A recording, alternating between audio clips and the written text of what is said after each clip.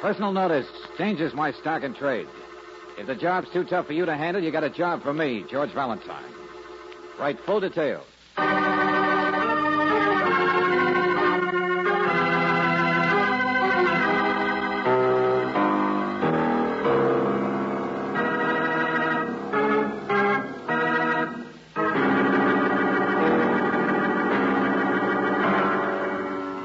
Standard Oil Company of California, on behalf of independent Chevron gas stations and standard stations throughout the West, invites you to Let George Do It.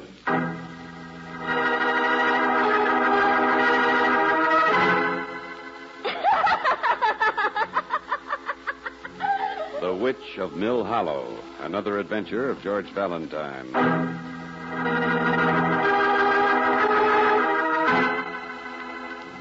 My dear Mr. Valentine, my name is Silas Orrick, and from my experience as editor of a small-town weekly newspaper, I know that I'll have to say but a few words in order to attract your attention. Let me only preface my statement with the remark that Mill Hollow is just an ordinary town with an ordinary number of secrets and the ordinary amount of gossip. That until a year ago, we all got along quite well together, without any disturbing element to ruffle the surface of our peaceful existence. Further, that this is the year 1950, and what happened seems almost impossible. What happened, it did. And yet now, as of this morning, our town is once more peaceful. The disturbing element is no more. And why? Because, Mr. Valentine, last night there was a fire. And in that fire, the witch was burned.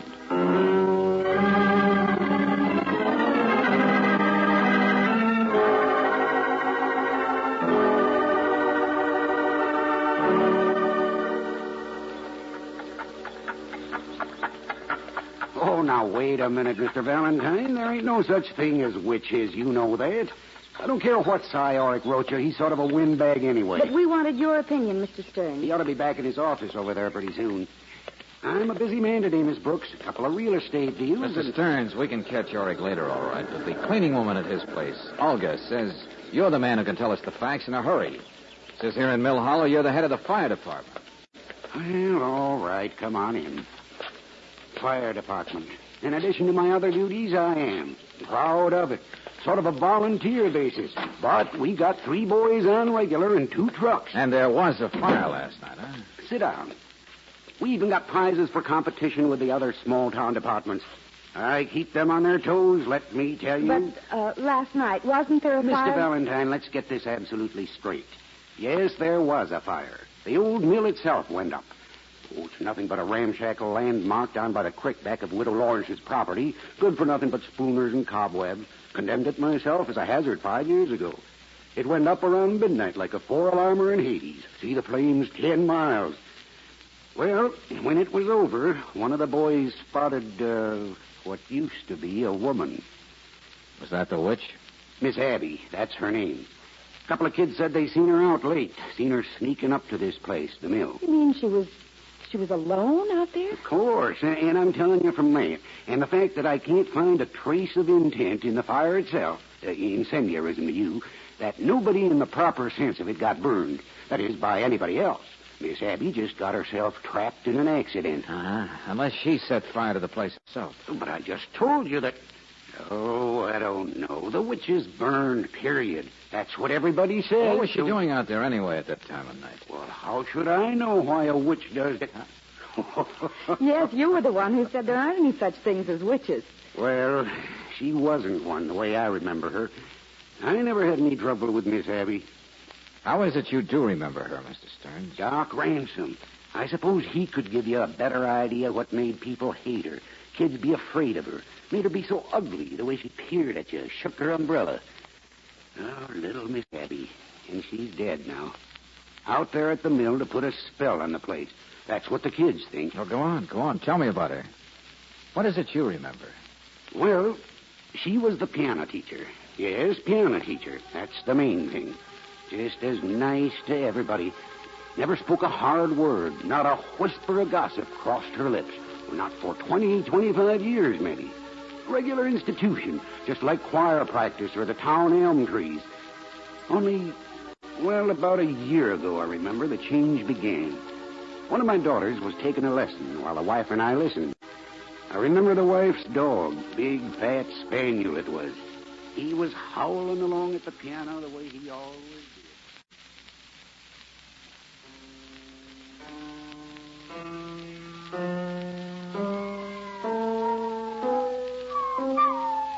One, two, three. Some under faster, some under faster. Start again. 1, 2, 3. Keep your wrists up. That's better.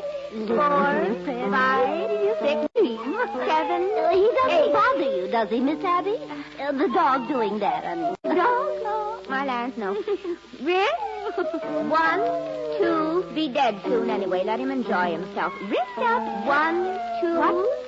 3. What was that? Faster. Miss No, Abby. no. Miss Abby, what did you say? Wrist up. That's it. Lance, I don't know. About the dog. The dog. Why, just that he'll be dead. The big fat nuisance won't whine anymore. He'll be dead very soon. Miss Abby. I took... Oh. Mrs. Stearns, what's the matter? What did I say?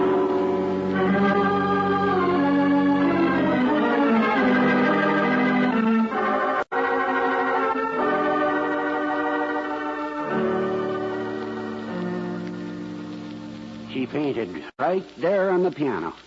I remember she came to and said it was just the heat. Nobody mentioned the dog again, of course. Oh, now look, Doc Ransom, he can tell you more than I can. I don't know how a reputation gets started. I'd warned my wife myself about that spaniel. Feeding it so much and he was so old and wheezy. It was a nuisance, too. Only, well, I'll tell you this. Next morning, the dog died.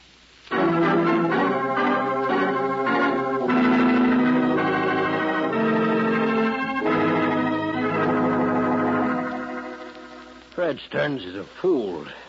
I don't know why a sweet little lady should start saying strange things. A country doctor, Mr. Valentine, is not a psychiatrist or any But highfalutin... Dr. Ransom, Miss Abby did change about a year ago. Oh, the ugliness? That's glands, I suppose. And suddenly talking so much might be from the repression of the years of silence. But I never had any trouble with Miss Abby. She never cut loose on me any more than she did on Auric or the widow Lawrence. What do you mean, cut loose? The whole town seems to be buzzing with the idea that a witch got burned. Now, can you blame me for being curious why Miss Abby went up in such spontaneous combustion in the midst of such universal dislike? In the midst of fire, you mean? An accident. Oh, I don't know, Mr. Valentine. Of course, there's no such thing as predicting death or being in tune with the supernatural, but... But what? Oh, shooting a mouth off it at funny times. A wedding rehearsal once, I remember that. Nothing to do with her or me or anything else, but just funny the way it happened, that's all. People don't even live here anymore. Miss Abby was playing the music. Anyway, just a fancy rehearsal. Everybody patting each other on the back. Big, successful marriage. Only along right in the middle of it.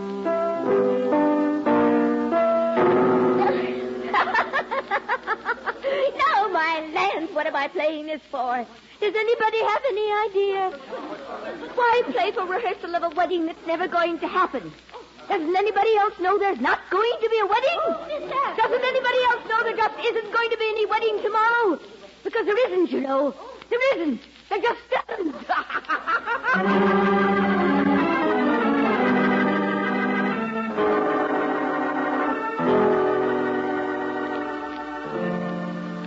Of course there wasn't a wedding. But don't get the idea Miss Abby predicted it or put a hex on it. Well, the bride. Seems she was mixed up with some other boy, married him instead later on. But the point is the old lady liked to spill secrets, is that it? I don't know how she could have known. Or maybe she didn't even know she was doing it, or why. Yes, it seems to me Miss Abby was just a little... Crazy, eh? A lot of people thought that.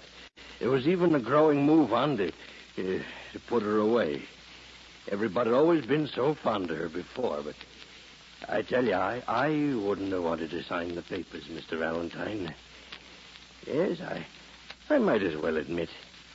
It always seemed to me there was, maybe some method in her madness.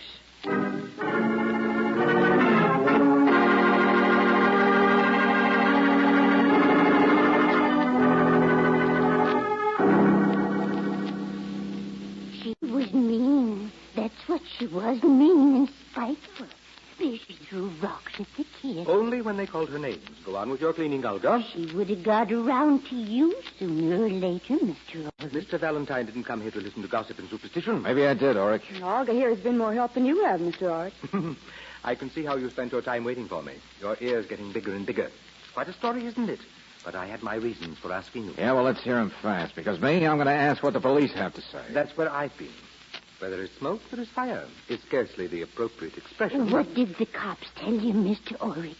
They knew she was a witch. I'm sorry, but if you don't mind, I prefer a little privacy today. Thanks. There. The police said nothing. They're investigating. Uh-huh. And do you think they should investigate? Well, Miss Abby got so she almost couldn't keep her mouth closed. Every secret she'd ever heard. Every little thing the town was unwilling to face. Of course, from my standpoint, it made a good news source for the paper. Her shoutings and... Naturally, she never attacked you, did she, Mr. Orrick? What? Oh, nothing. Just that everyone we talk to seems to be an exception. Oh. Well, it wasn't only the people she'd offended, or the ones she began to pry about, spy upon. And it wasn't just the ignorant reaction like Olga there, like the unkind children who told stories. No, even the nicer people began to lose patience. I was present one night at the school board meeting when we'd found it necessary to explain to Miss Abby that her services as teacher of our little music appreciation class were no longer desired. It was really quite...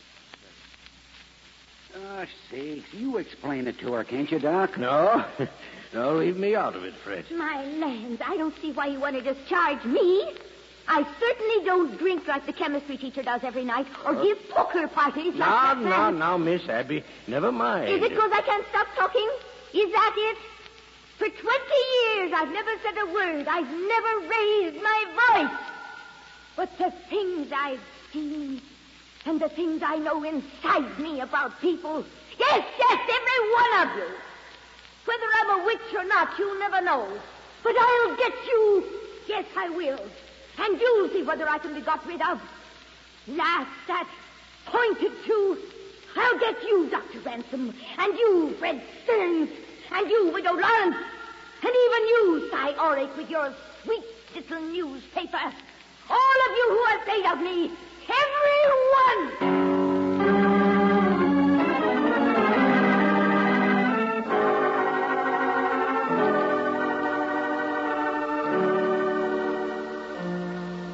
And then last night, this poor little mixed-up lady who hated the town as much as it hated her, she dies by accident. There's her picture. One hesitates to print the story, Mr. Valentine. That a witch would die in a fire. Mm-hmm. Come on, Brooksy, let's go.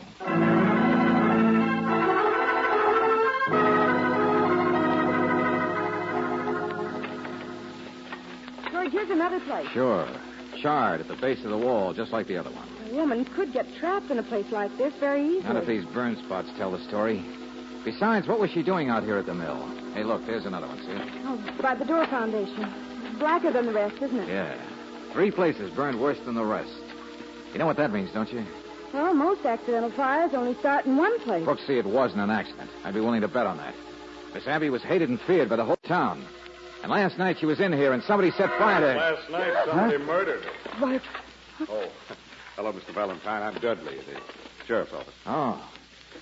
I didn't know you were out here. Yes, I already got us nosing around. I didn't notice those burn spots, but... Oh, here. Dug this out of the floor. It's a bullet. Mm-hmm. Fired from a .38 revolver, I'd say. I dug it out of the floor right here. About the same place where what was left of the witch was found. So maybe somebody shot her and then set fire to the building to destroy the evidence. Enough people around here hated Miss Abby, I guess. Yeah, the wicked little lady who dug into their secrets, then shouted what she knew, even about the nice people, like Orrick and Stearns and Ransom and... Say, Mr. Dudley, I've kept hearing about the name Widow Lawrence. That's so? In what connection? Well, never mind. Who is she? The exact opposite of Miss Abby, I'd say. Keeps to herself pretty much, straight-laced. I'd never talk about other people. Richest woman in town, too, I suppose. Yeah. Always was loudest to say Miss Abby should be put away. That enough? Uh-huh. Enough to make me want to see the widow Lawrence right now.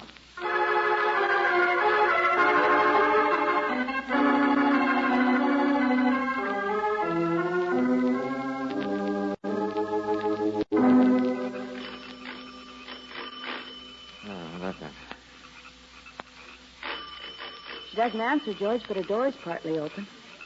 Small-town hospitality. Mrs. Lawrence? Mrs. Lawrence?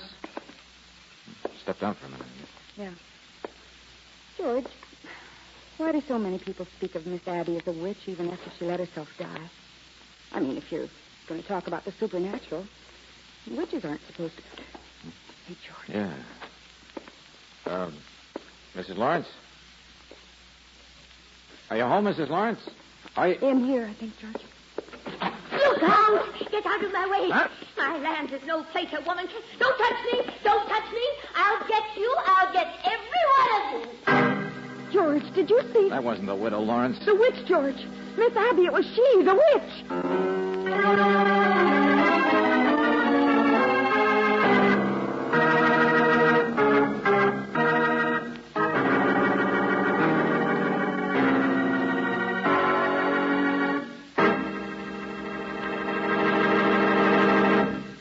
Return to tonight's adventure of George Valentine in just a moment.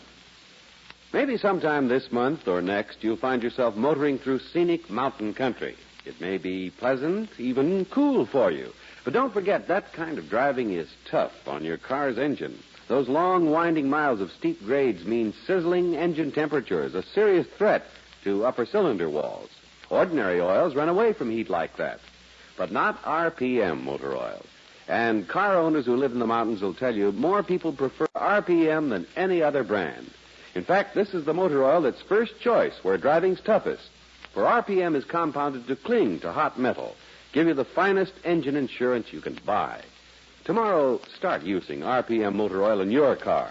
Ask for it at independent Chevron gas stations and at standard stations where they say and mean we take better care of your car.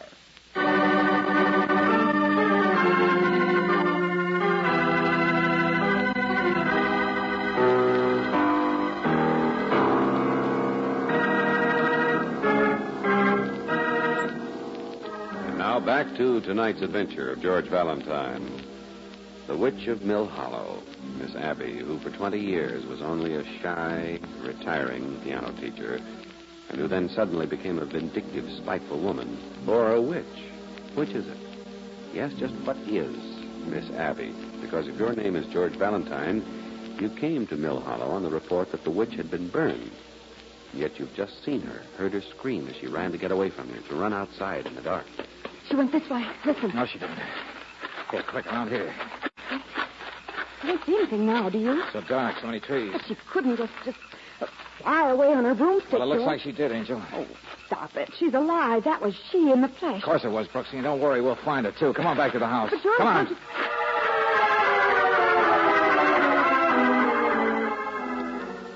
Hey, see what I mean? She'd been rifling the place, going through the desk, frantic, stuff spilled all over. But this is the widow Lawrence's house. Yeah, only what was the witch looking for here? More important, George, where's the widow Lawrence?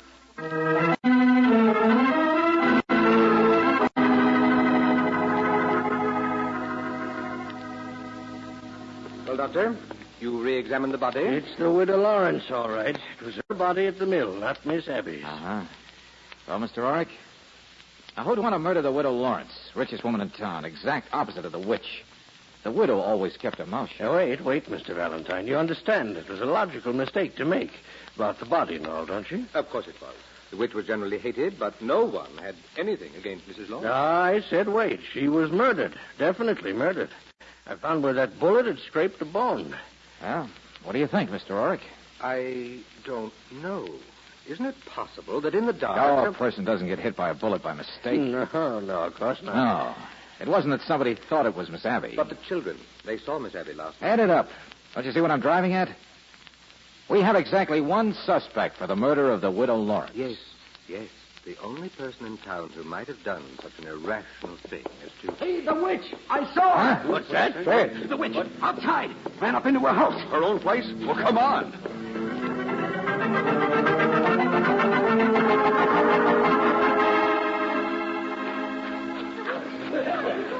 Get away from here! Get away! There she is on the balcony. Third floor. Get away from that door, or I'll jump! George. Now, take it easy, Miss Abby. Take it easy. Nobody's going to hurt you. Hello, Stearns. I saw her. It was just a second ago. She came up the dark street, tried to duck in there without being spotted. Yeah. He's been running since yesterday, been hiding. My fault. Should have had her locked up long ago. Get Dudley! Get away from that front door, or you'll never get me! Yes, why would she hide, Mr. Valentine? Oryx, stop it. But look at her. She must be the one. She hated Mrs. Lawrence. The widow was trying to get her sent out of town. I said stop it. No, it's not true. You know it's not, Miss Oryx. Abby, I'm warning you. Take it easy, Dudley. Doctor, it's got to be she killed It's her. not. No, She cut it out. couldn't Cut it have. out, both of you. Mr. Valentine, Hey, I Brooksy, would... get over there. Tell Dudley to calm her down. Do anything, but calm her down. Valentine, please, listen. All right, Doc. Let's have it fast.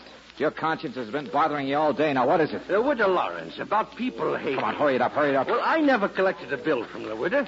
I did her favors. I loaned her money. Take it easy. The richest woman in town, huh? That's what I mean. She never told anything. She was closed-mouthed, never gossiped. What did she have on you, Buster? What were you hiding? Oh, nothing much. Just about some gambling when I was younger. But do you see, if people knew my Never mind. You practice... said enough, friend. Okay, Dudley, let me try. But she just stands there staring Sure, down. Miss Abby's out of her mind now, all right. Valentine, wait. Huh? Look, don't you see it? That's why she came back here. That's why she won't let anybody near. That's smoke. Smoke. Oh, hey, Call Sarge, for we the gotta- engine. I'll get her myself. George. She set fire to her own house. Oh, George, she'll No, jump. she won't, Angel. We got to take a chance. We're the ones who are going to get the witch.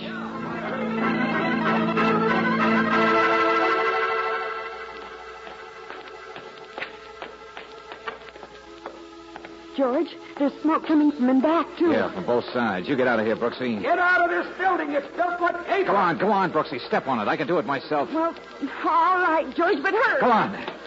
Hey, Stearns, wait. Where are you? Stearns!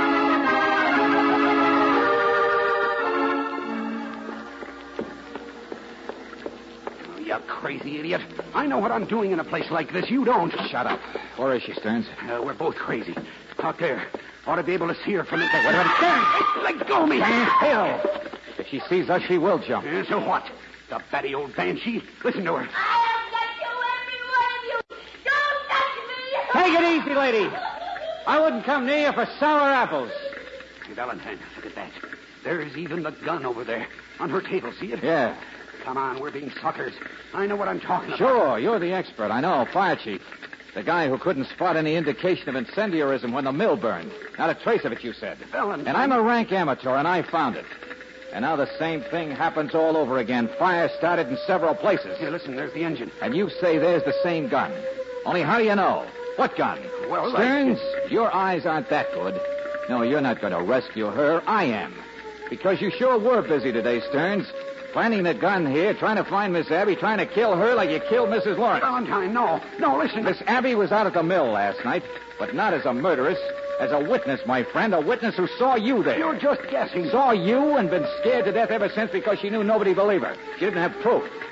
And if you think I'm wrong, Mr. Stearns, just look at the way her eyes pop every time you move a muscle. I'm not staying here. That's the one thing you're going to do.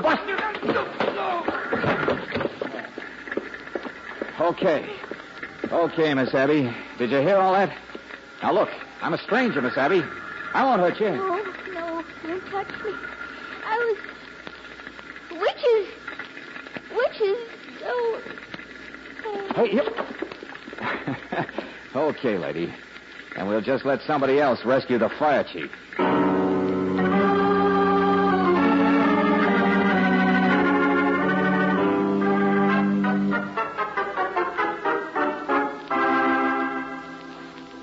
Of course, Miss Brooks, that's the way it was. I saw them out there that night at the mill. They were having a fight, the widow and Mr. Stearns. Only he saw you, too. Is that right, Miss Abby? Sure, Brooksy. He admitted it. Tell me something, Miss Abby. Let me ask you what you were doing out there. It was midnight, a deserted place? Well, they were spying on them, naturally. Oh, I see. They were up to no good, I could tell.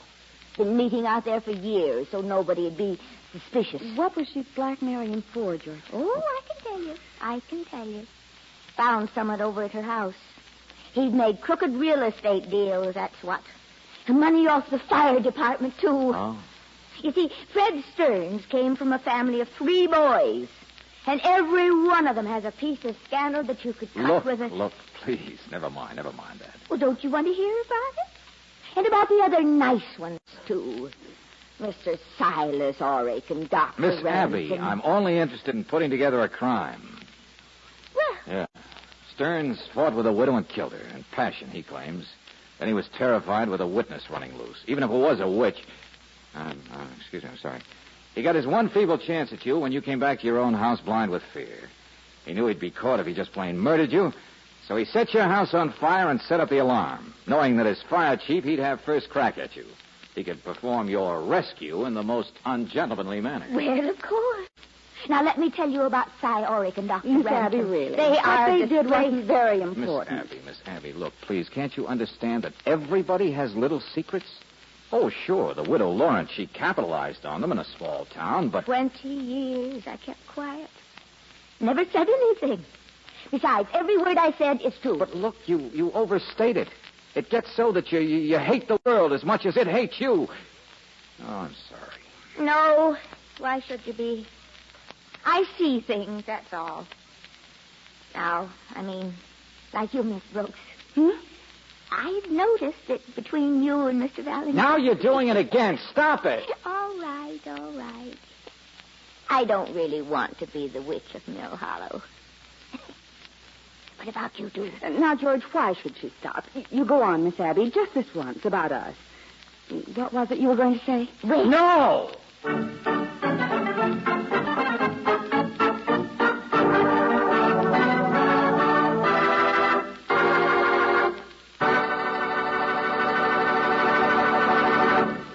Before you start out on your vacation motoring trip, you can read all kinds of books and literature about the places you'll visit. But for helpful, up-to-date information as you travel, depend on the men who know the locality, the men at standard stations and independent Chevron gas stations. You may want to know where there's a hardware store, a druggist, or what sightseeing trips you should take in some areas. At all these service stations, you'll get friendly, courteous answers fast. And here, for your convenience, you're always sure of finding restrooms that are clean and tidy. For these restrooms are inspected often, re-cleaned, and well supplied with soap and towels. So remember when you start on your vacation, for local information and convenience, depend on independent Chevron gas stations and standard stations, where they say and mean, we take better care of your car.